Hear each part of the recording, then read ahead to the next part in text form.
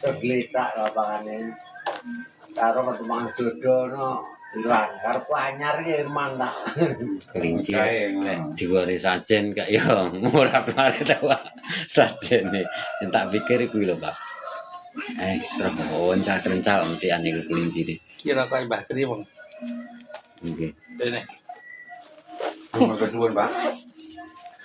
Kelinci ucul maksudnya iki Karek judule lagu iki kelinci ucul. Nek laras ki piye ngepasne dhuwur ndek. Suarane sinden, ta Mbak? Nggih. Kinahno iki kinahno. Ngono lho. Dan paling niku sawang kon dhuwur ndlesep teng ngisore irik ngono kan mboten ketok teng ngisore sajen. Pangkahan niku mawon to wae ngomongin pangkahan. Beh, tak sing aku mikir gila kuwi. Beh nemen-nemene mbaya diglekne pitik cilik titik. nyanti sih. Misale sing nampani buka ngono. Ya kan goleki dhewe no, Pak. Gareng tak teng ngisor niku. Paling Garing lho sae. gareng wau goro-goro wonten goro-goro niku mudhun Pak gareng. Mudhun iku wis bar kuwi. Bar gareng Nampani wayang. enak niku. Nggih. Gareng wau wonten goro-goro kelinci ucul niku lho. Mudhun. Kelinci ucul nggih lekasang gending. Judule bawa kuwi mangke lekasi jenenge iki.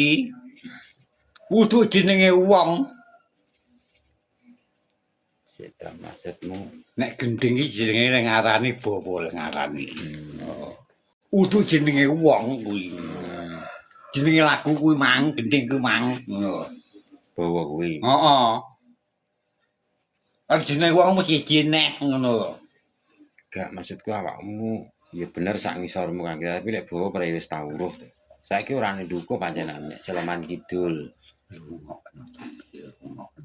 Ngomong pikiran dhisik. Bawa ki jenenge bawa nggih kasih gending jenenge kuwi bawa jenenge kuwi. Utuh jenenge wong ngono. Pikiran sik to. Aku wis ora jenenge bawa wis ora aku ki ngono. Anu Kang Suman Wis jatuh aku